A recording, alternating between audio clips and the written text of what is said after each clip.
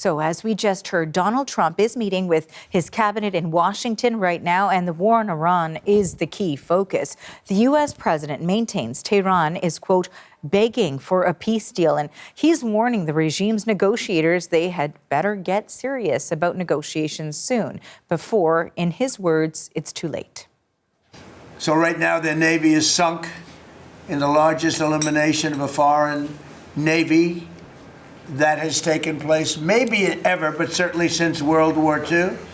Their Air Force is gone. Their anti-aircraft and communications capabilities are totally dismantled. And one of the problems they do have when they deal with us is we deal with people and the people aren't able to communicate with anybody else. So now Iran continues to deny that talks with the U.S. are even taking place. And the latest rhetoric comes as more American troops are set to arrive in the region. And Tehran has fired another round of airstrikes at Israel.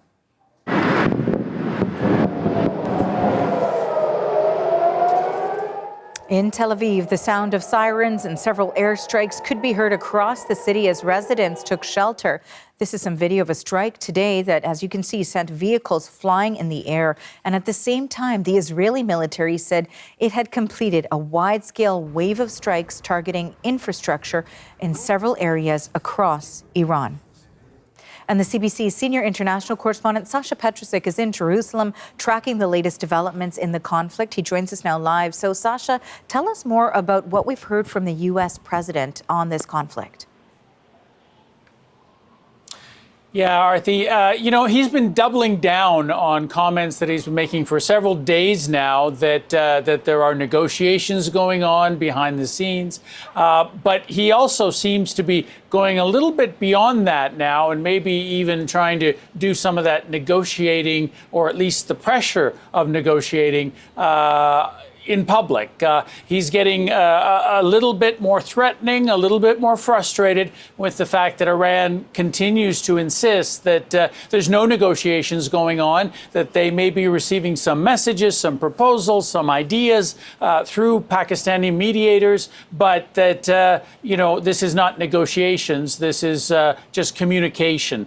And this is, I think, why we are seeing a slightly tougher line that is coming out of the White House.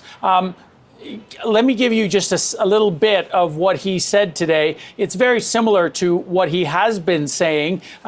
His Truth Social posts, where he's been talking about, as you say, begging for a deal. We heard that again today. He's telling Iran that you better get serious soon, or it won't be pretty. He wrote that earlier. That's the same tone we're hearing here now.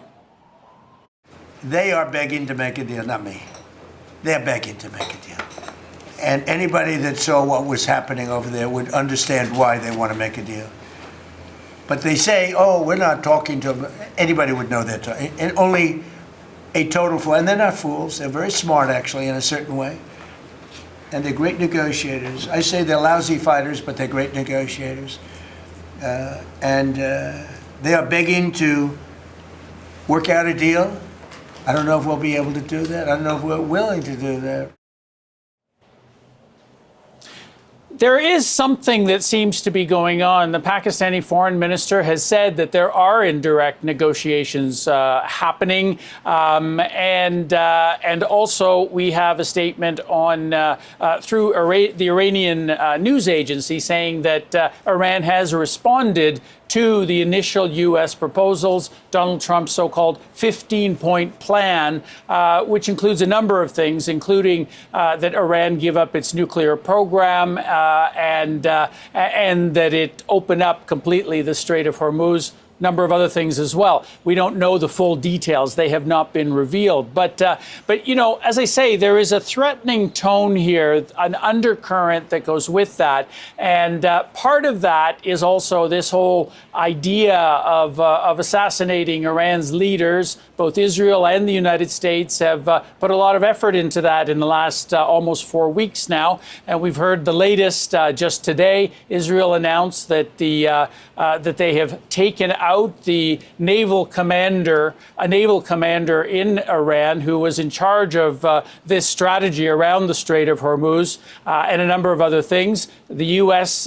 Central Command has confirmed that he is now dead. They have been going through that leadership from the top down. But interestingly, Reuters news agency is reporting that the United States has pressured Israel to take two people off of that list. That is the foreign minister and the speaker of Iran's parliament, both incredibly influential and both would be involved in any sort of negotiations that are going on now. So, there could well be something that's going on that involves these two men, as well as obviously U.S. officials that Donald Trump has named, including Vice President J.D. Vance. Sasha, thank you for this. That is CBC Senior International Correspondent Sasha Petrusik in Jerusalem.